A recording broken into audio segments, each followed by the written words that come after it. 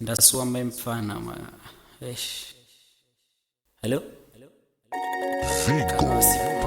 Born to shine.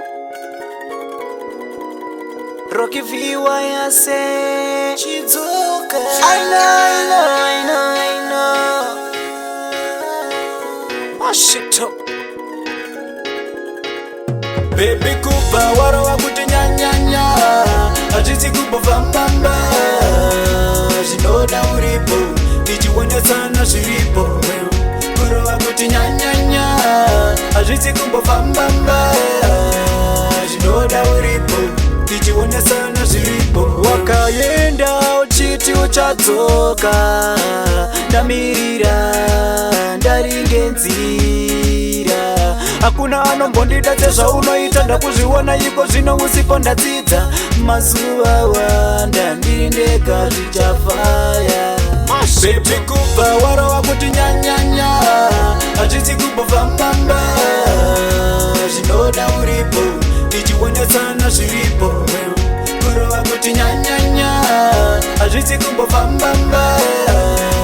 Zvinoda uripo tichionesana zviripo. Mausiku handirare pane vamwe handifare.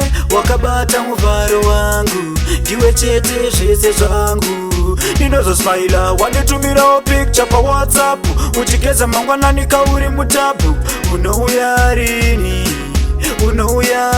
Baby kupa warova kuti nyanyanya. Hazvisi kumbofambamba. Zvinoda uripo tichionesana zviripo. Kurova kuti nyanyanya.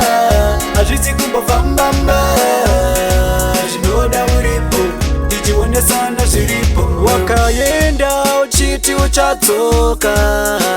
Ndamirira ndaringenzira. Hakuna anombondida tezva unoita ndakuzviona iko zvino usipo ndadzidza.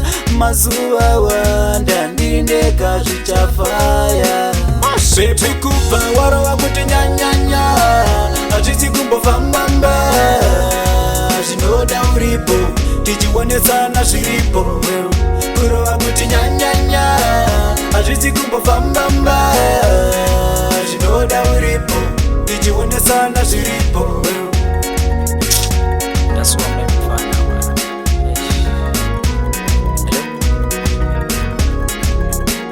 Born to shine. Rocky Viwa ya say I know. Mash it up.